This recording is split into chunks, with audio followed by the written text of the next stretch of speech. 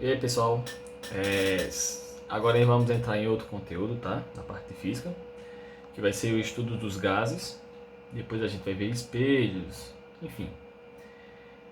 E tem um conceitozinho que fala o seguinte, ó. Gás perfeito ou gás ideal, tá? É a mesma coisa. Fala assim: adotaremos um modelo teórico simples de comportamento apenas aproximado dos gases reais, o hidrogênio, o oxigênio, nitrogênio, etc. Tá? O gás ideal é um gás, deixa eu ver a palavra, hipotético, tá? Sem existência prática. Aí você vai me perguntar, como assim? Eu vou estudar um gás que nem existe. É porque é um modelo desenvolvido para facilitar o entendimento do assunto, tá? A gente tem exemplo disso na física, quando a gente começa a desprezar algumas coisas. Do tipo, a gente despreza, tem no indiciado da questão, a gente despreza o atrito, tem a questão lá, ó, resolva essa questão aqui, desprezando o atrito, desprezando o ar, tá? Então é esse tipo de gás aí que vai entrar nessa partezinha. Em seguida temos as variáveis de estado, tá? Se ele está mostrando aí, tá. A gente tem, que são três, tá? Não necessariamente essa ordem, que são temperatura, volume e pressão.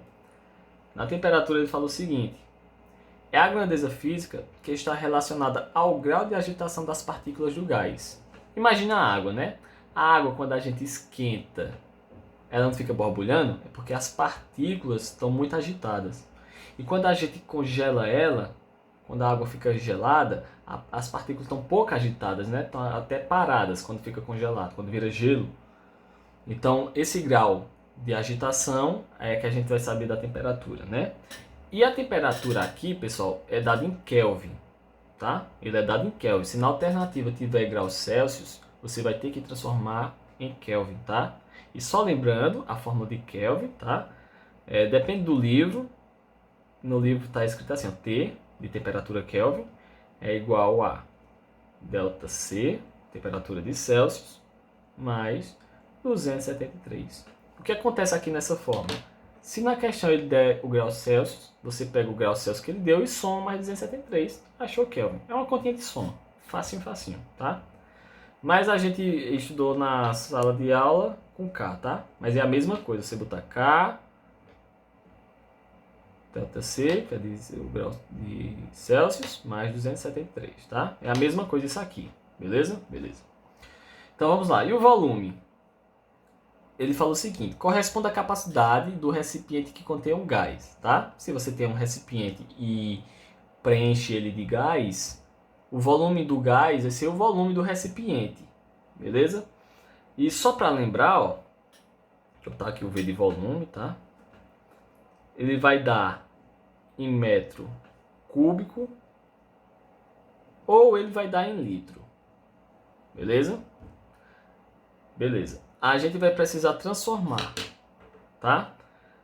Mas basta você lembrar isso aqui, ó. Vou botar, temos que,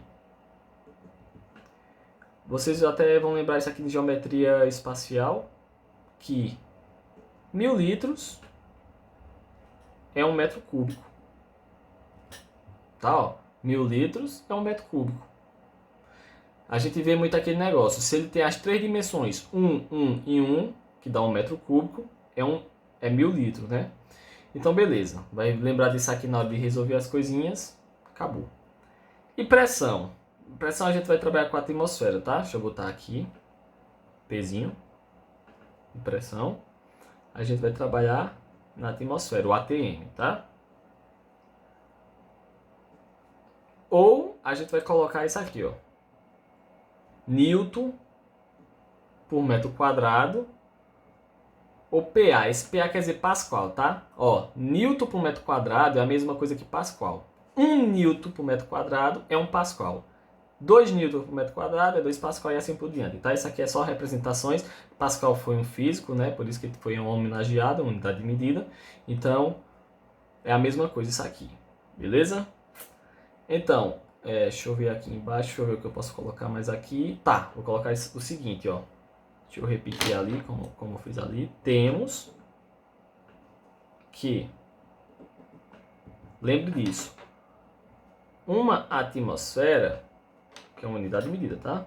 É igual a 1 vezes 10 elevado a 5 Pascal, tá? Ou então Newton por metro quadrado. Vou botar aqui embaixo, ó.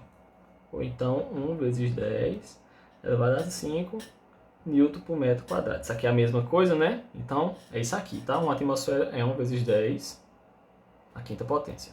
Beleza? Pronto. Então, vamos lá, ó. Botei aqui, deixa eu ver se dá pra ver aí.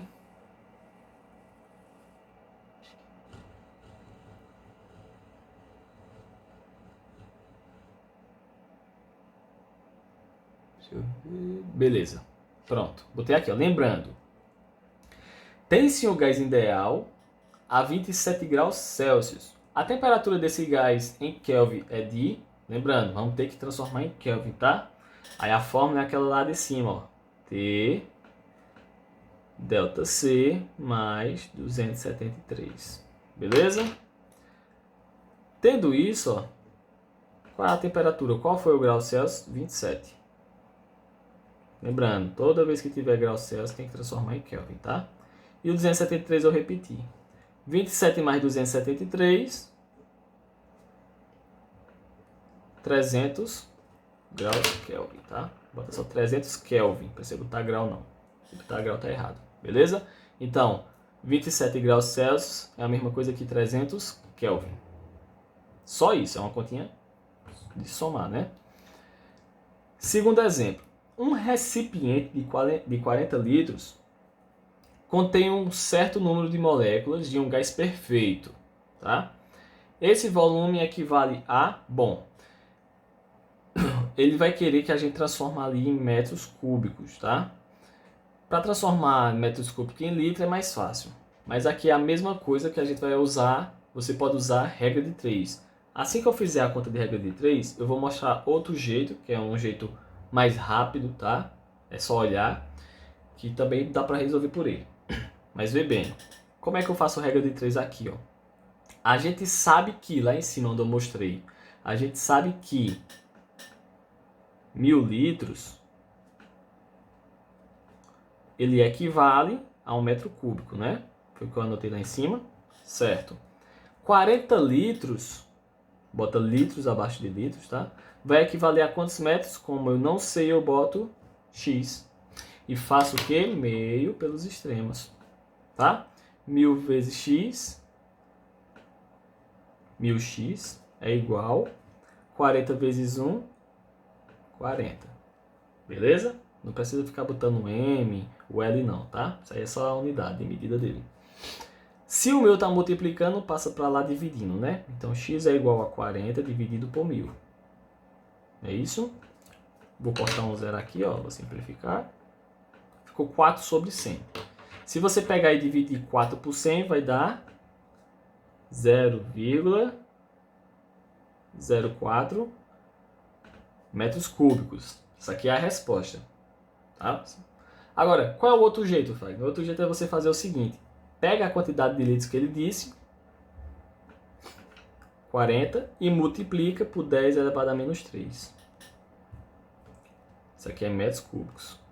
Se ele deu 75 litros, 75 vezes 10 a menos 3. Se ele deu, sei lá, 120 litros, 120 vezes 10 a menos 3. Se você pegar isso aqui, ó, e transformar no número decimal, vai dar exatamente esse número aqui, ó, 0,04. Tá beleza? Então você pode tanto usar a regra de 3, alguns professores e alguns livros pedem que você use porque você vai praticando a regra de 3, tá? É um conteúdo fundamental na matemática, a regra de 3 você usa em tudo praticamente. E aqui é uma parte direta, mas se você estiver apressado pode fazer desse jeitinho aqui, tá? Que vai dar a mesma coisa. E você escolhe trabalhar ou com o número assim, ó, 10 elevado a menos 3, vai depender da alternativa da questão também, né? Ou então você trabalha com o número decimal ou de potência de base 10. Beleza? Vamos para o terceiro exemplo. Ele fala o seguinte, ó. Um recipiente contém um gás ideal. A pressão é de 3 atmosferas, ou 3 atm. Qual é esse valor em Newton por metros quadrados? Dado que 1 atm é igual a 1 vezes 10 elevado a 5. Foi o que a gente viu lá em cima, né? Beleza. Se 1 atm é 1 vezes 10 elevado a 5, 3 atm é... Deixa eu botar aqui a resposta que quer saber em Newton por metros quadrados, né? 3 atm é 3 vezes 10 elevado a 5 Newton por metros quadrados. 5 atm, 5 vezes 10 elevado a 5. 10 atm, 10 vezes 10 elevado a 5. Tá entendendo? É só você botar o 10 elevado a 5 para transformar em Newton por metro quadrado. Ou então, vou botar aqui ou 3 vezes 10 a 5 também, Pascal. Tá, beleza? Que Pascal em Newton por metro quadrado a gente já viu lá em cima que é a mesma coisa. Por enquanto, é só pra gente lembrar desses 3 conteúdozinhos, tá?